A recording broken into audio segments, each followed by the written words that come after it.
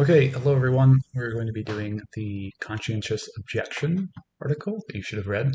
And this is done by Udo Schuklenk and Ricardo Smalling. I'll just refer to them as SS from now on, and Conscientious Objection as CO for ease of speaking. The last paper considered autonomy from the demand side, the patient side. Now we'll be going to be considering autonomy from the supply side or the doctor's side, and whether or not a certain kind of refusal of providing care can really pass the muster of being used as a way to enforce autonomy of the doctor over the patient. So these are the kind of leading people. Savulescu didn't write this article, but he is a critic of conscientious objection more broadly. And the authors are going to argue that monopoly providers of healthcare can't, who have voluntarily joined the medical profession, have no right to refuse treatment to patients because it's basically unprofessional. And so the fact that they have a monopoly on giving care to patients means that they can't object to the certain kinds of medical standards that have been established by the institution. So there is some costs to CO. What are they? They let people who are bigoted or have bad views, according to the authors, to object to doing certain kinds of medical care they just simply don't agree with. And the ultimate effect is to either harm the patient or harm their coworkers that have to administer the treatment because they will not. And a big element of this that is a bit undiscussed, but I'll try to cover it a little bit here, is the fact that in liberal societies, now don't mistake this for like a Democrat or democratic socialist, popularly construing this term liberal. This is more like the idea that the government shouldn't establish what the kind of way to live life, the kind of doctrine that would, say, govern someone's life, like a religious doctrine or any other kind of doctrine that tells a person what to do in life. The government shouldn't make decisions that force people to choose particular kinds of doctrines or live them out, or even endorse them verbally. So those are kind of like monarchy and theocracy are kind of. Theocracy is an obvious example of one where the government is enforcing a specific kind of moral view on its populace. So in this sense is the term that I'm using, liberal society. So the reason this is important is because both the doctor in this case and the authors are claiming that the patients are saying that the liberal society requires to respect autonomy and respect someone's view.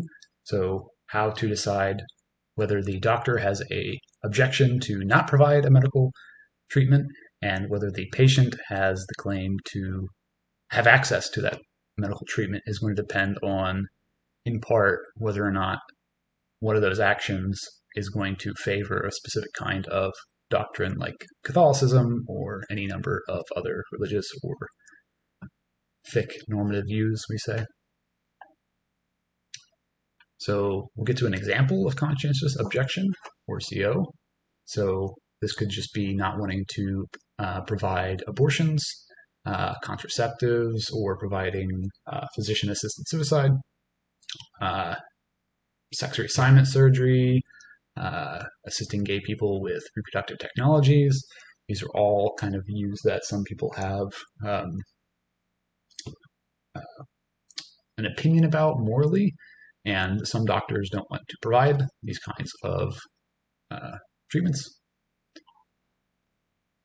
So the kind of standard defense of conscientious objection is that psychic costs of healthcare workers have to practice contrary. So if you're trying to give a defense of CO, which remember the authors are saying is unjustifiable, but if you wanted to defend it, it would be something like this. there's some kind of cost to making a doctor perform an abortion that they don't believe in is a moral act that they should do, or anyone should do, or whatever the view is, right? And you don't want to force the profession to undermine the moral integrity of the doctors. So it would be best to just let doctors who are willing to provide this procedure, whatever it is, to do that, and then people who have objections cannot. So the authors, SS, they are going to argue that this doesn't have any place in medicine, and the first one is that it's unprofessional. Might not have seen that coming, but they give examples of the Muslim female doctor who refused to see a male patient in a state of undress. This is a pretty common kind of behavior you might see in the clinic for someone who is Muslim, and the doctors say that this is unprofessional. Another one could just be contraceptives, refusing to provide that. And this is where the medical monopoly comes in. So in the world, basically, the government grants doctors a monopoly on the delivery of medical cares, basically everywhere, saying that you have to go to school, you have to practice for this amount of time and get these kinds of skills, and then you can practice as a doctor. So in the case, tolerating CO in this case undermines the objectives of the profession, which is to promote the kinds of health that are established by the medical boards. And if the medical board is saying that a certain kind of treatment is something a doctor can provide, then you have to provide that because you have a monopoly on providing that. There's no other providers. So if you won't, then who will? Another element here is that there's untestable religious claims. So SS take on particularly religious claims because they're kind of like the most obvious ones, but also they're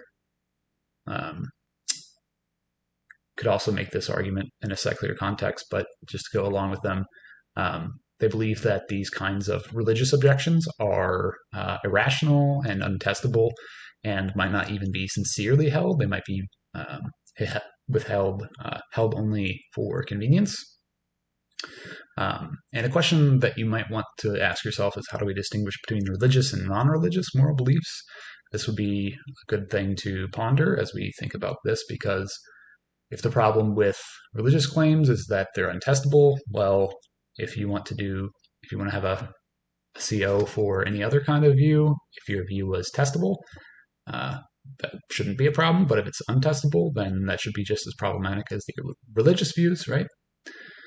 So if I say, like, I believe it's just a moral fact that abortion's wrong, not because of God, that would be a case where arguably it's hard to test that kind of claim. At least practically, it's infeasible to test whether or not that kind of moral fact is like true in relevant sense for someone. So we might wonder if the better kind of target is just untestable views rather than religious views.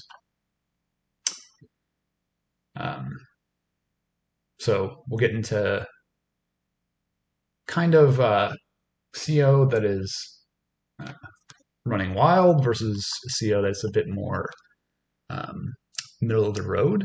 And the authors argue that there's just this unavoidable arbitrariness related to this idea that there's untestable views that people hold, that you can't test if they actually have the view. Not that you can't test that the view is true or not, just that you can't test that they believe it or not. So there isn't really an unprincipled line of believing that this is compatible with the service and then believing that this kind of provision is not. So they believe that there's a certain amount of arbitrariness that is just essential, no matter what, if you accommodate CO in any medical kind of institution. So the problem is to demonstrate the truth of the objection is exactly, you can't tell who is genuinely holding the view and who is ungenuinely holding the view. So something to ask yourself here is whether or not we could test people for their beliefs, if that would be a solution to this, if we could actually genuinely test people who believe that abortion is wrong and not have them perform abortion, if they're doctors. Would this be acceptable for liberal society or not? It would have, at least, if we stipulate that it's possible, get over the practical problems of conscientious objection. And there's still other reasons to think it's not a good idea, but if this was the case, you might think that this could work, unless it clashes with some other kind of principle. So I'd be happy to hear about that. So there's some non-conscientious objection to providing abortions. So some conscientious objection claim that since liberalism is committed to tolerance, it's also committed to tolerating the doctor's objection. And this is kind of an interesting area because we're talking about how the patients seem to have some kind of right or claim to autonomy based upon having access to a certain kind of care. But the people who are supporting conscientious objection are making a claim that is coming from the same liberal tradition. And so they're arguing that somebody has a right to a certain kind of autonomous decision or the refusal to take part in the decision, and it's coming from the same source, at least on this angle.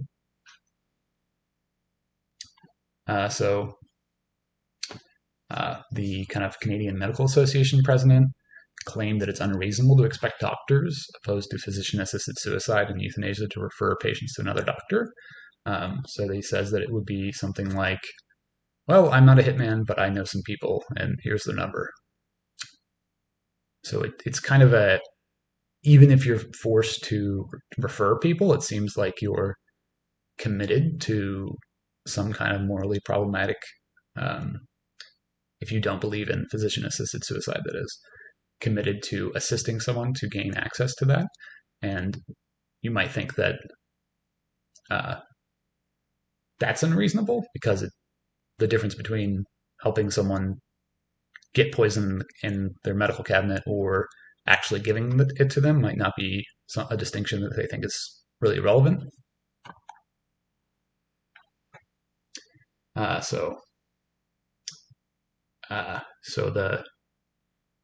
This could lead to you saying that you don't think that doctors should have to provide these services or referrals or transfers.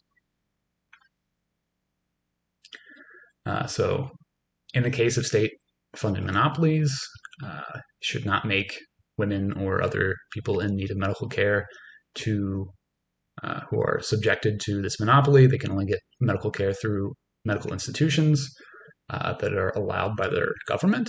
And in that case, it would be unethical to have doctors refuse in that case because they have this unique burden to help people who are in need of medical care because they're the only providers of that medical care.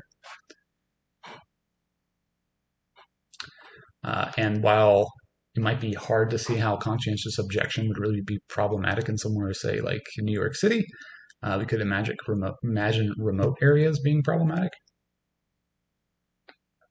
So there's only 30%.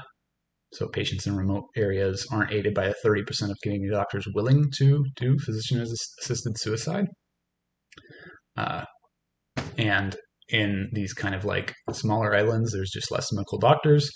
So it becomes pretty problematic if one doctor doesn't want to do a procedure. That might be half the doctors in the area, half the full MD status doctors, that is. So why it's anti-professional? So the kind of burdens that are placed after the person has made the objection that doesn't want to do the abortion or whatever it is, those kind of burdens to wait in line or to drive out of state or to et cetera, are put on either the patient or the colleagues of the doctor. And that's not very professional, right? These are like public goods that you have said that you'll allocate, namely medical care, and to say that you won't because you don't believe in it is just not professional. Which is to say, not doing what you ought to do, what the profession says you should do. So it's like if you're a janitor and you say that you're just against janitoring, you might wonder why you went into the janitoring business, right? So if we respect Conscientious CO, this will result in burdening colleagues and unpredictable services for patients. So the fellow doctors have to take your workload on, and this is not something that is particularly pleasant. If you've ever been in any job that you've had to work for other people because they didn't want to or couldn't do something, it doesn't lead to a healthy workplace. So I'll skip that. It also places some of the costs off on to owners. So if you imagine a small pharmacy in an area, and one of the pharmacists don't want to provide abortifacients, which is medicine that will induce abortion for a pregnancy that is pretty early term. If they don't want to dispense this, that might be the only person who is able on shift to do that. So this is going to place the burden of having to come back at a different time, if there even is another pharmacist, onto the patient. So this would also make the person who owns the pharmacy be not exactly happy, because there's some kind of dead weight loss where there's a patient who wants to buy something and there's a pharmacist that won't provide it. So lost money. And yeah, it would be unpredictable. Imagine if we were very serious about CO and anybody could do it. It might be, you might think twice before going to a clinic for a certain kind of contentious service. You would probably look online and see if they provide it first. You wouldn't just walk into a clinic because it would be hard to predict beforehand if they would actually provide you with the services that you were looking for. And the kind of element here that is important to establish is that the doctors enter the profession voluntarily. And what that means is that they've had ample time to decide if they want to provide the care or not. So we'll kind of come back to this, but the idea is that if you're becoming a doctor and you know that doctors perform abortions, well, why don't you just switch specializations or not become a doctor if you don't believe in them? So again, it's like the janitor approach. If you didn't believe in janitoring, you shouldn't become a janitor, and we would fire you if you said that you wouldn't be doing janitor's work, like mopping the floor, right? So there's a bit of a way to dig a bit deeper with CO, and it might be something like, well, if you're a doctor and you're objecting to something because you think that it's against the medical principles of the practice, that's not a objection that is, I believe this, that it's an objection that the profession shouldn't be doing this.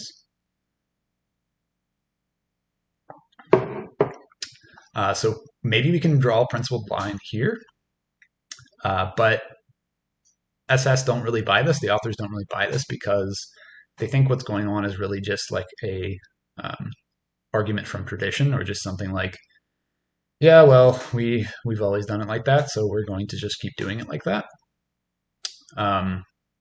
Because the core values change over time. We learn different stuff, and we for instance, we give autonomy to patients, so the standards and the values of medicine change. So objecting to how we have done things, if you were listening to the autonomy lecture last week, you'll notice that autonomy wasn't so important 100 years ago. And if you were a doctor, 50 years ago saying, autonomy is really just not, what this profession's about, well, we probably wouldn't want to hire you, right? Because if we believe that autonomy is important for medicine, then the values are changing. So you're going to have to get on board or find another job. A place where CO has a lot of traction is under military service. So a very solid reason for that is because it's pretty objectionable to, it's at least minimally objectionable to think that you have to do a medical procedure that you don't believe in, but it's really objectionable if I force you to become a doctor and then tell you to perform an abortion. And this is exactly what the military is kind of doing here. So under conscription, so for the Vietnam War, let's say, they would draft people, so they force them into military service. And someone who didn't want to kill people because that conflicted with one of their doctrines, uh, you have a much better standing to actually do that because you didn't voluntarily join. So that premise is kind of knocked away here, and we believe that, yeah, if that's your actual view, then we shouldn't be forcing you to kill. We'll put you in a different kind of uh, line of work in the military. So the authors mention that Finland and Sweden and Iceland, where the CO doesn't allow medical doctors to avoid providing abortion services, should allay fears that too few people will enter the medical field, because you might think that if you force people to do things that they don't like, they might not want to become doctors. If you are deeply Catholic, you might think that abortion's wrong. And if we make doctors have to provide abortions, then they might not, qualified doctors might not enroll into the field. Some empirical evidence, that is like studies, show that probably not going to happen, at least in some cases that we have seen. So in these cases, they aren't allowed to provide, they're not allowed to refuse, and it doesn't seem to tamp down on the entry in the medical field. Also in the US, we already cap the number of doctors that can be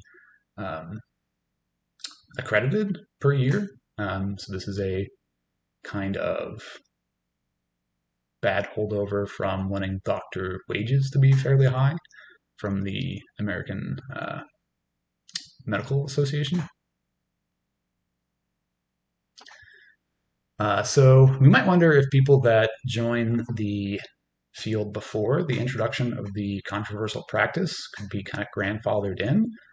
And the authors are okay with this, but they're kind of a bit, skeptical because, well, when you take a job, there's the things that you're paid to do and the things that the contract says you're supposed to do, but then there's the other stuff, which turns out to be quite a bit.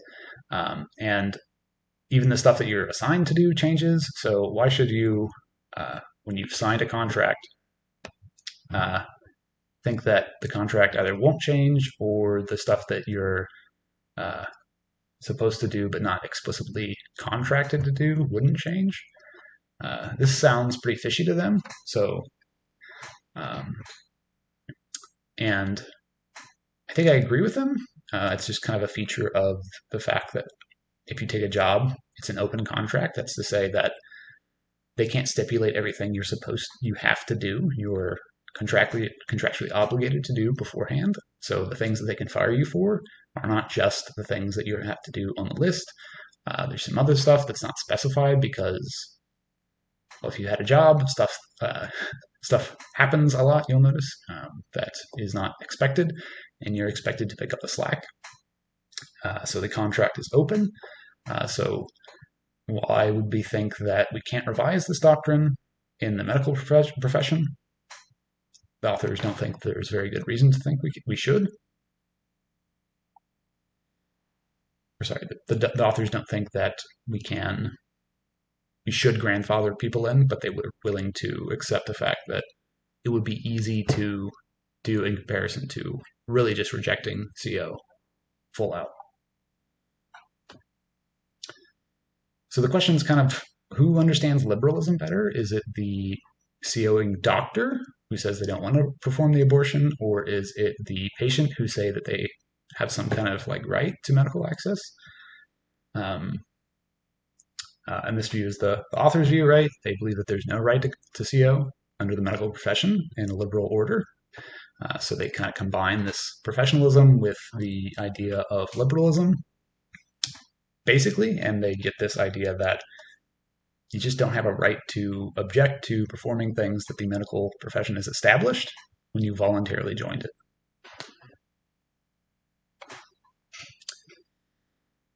So there's some criticisms to this kind of idea that medicine is not pathocentric. So the idea of pathocentrism in medicine is that medicine is meant to treat disease primarily.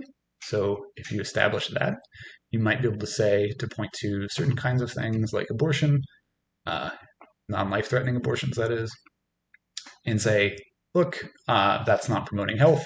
I'm a doctor. I promote health. Therefore, I shouldn't have to do that. I can object to that. So again, the authors don't like this, but to get a bit better sense of what pathocentrism is, it's so one, preventing pathological conditions, reducing the severity, and mitigating their bad effects.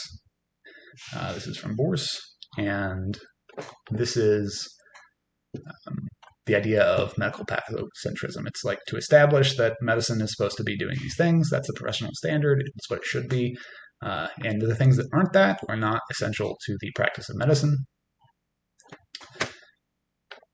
So if we try to apply this to another case, we could think about like an army. So they have tons of stuff that doesn't fight other armies, which is like the purpose of the army, right? They can provide disaster relief, they can quell riots. But if it only did those things, we might not say that it's an army. Like it couldn't actually fight other armies. We might not think it's an army.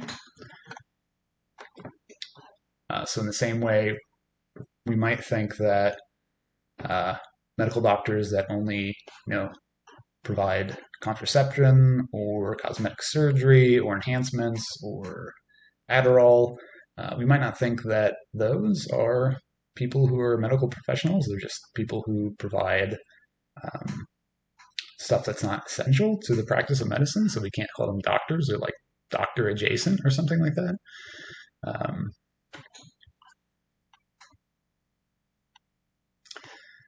So distinguishing kind of like the practices and like this distortional feature, which is like, it's just the case that doctors have historically been, prescribed, like giving all these secondary treatments that aren't exactly medical care, like,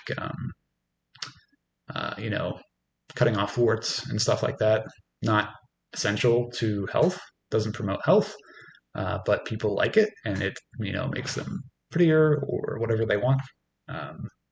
They just prefer it or something. So if we could kind of like pull this apart, we might think that people who only, this is the example we just talked about, people who only abort or, provide physician-assisted suicide, we might be pressed to think that that's not a doctor. Maybe you think otherwise. Would be happy to hear from it in the discussion post. So, we can ask if those are actually people who are providing medicine. To give a non-medical example, if we think about, if we can kind of distinguish the ends and the skills that a profession has. So if we look at a football player, they have the following skills: tackling, punting, agility.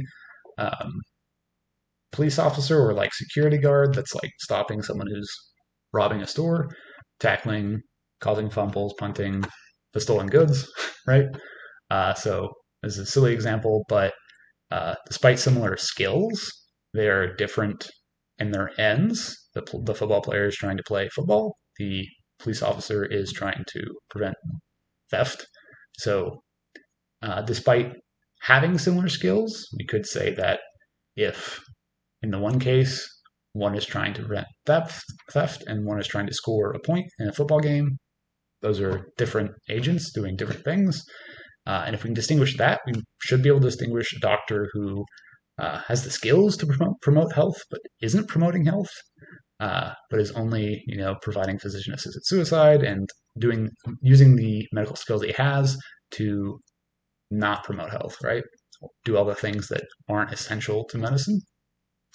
We might think then we can have like, we could object. If someone wants to make a CO along the lines of, I don't want to provide abortion, I don't want to remove warts, they might have a better footing. This is basically what I just said. So if you're a doctor who provides physician-assisted suicide, you're pathology-inducing, perhaps, instead of what medicine is supposed to be doing, despite knowing how to administer medicines being a skill in common between a doctor who does PAS and a doctor who promotes health. So this kind of idea of like internal morality of medicine is the idea that some acts aren't immoral in themselves, but it's still wrong for healthcare providers to do as they're contrary to medicine's nature. So basically, the principled reason behind the stuff I just said. So it's contrary to the nature of medicine as the practice that the professionals enter into to promote health.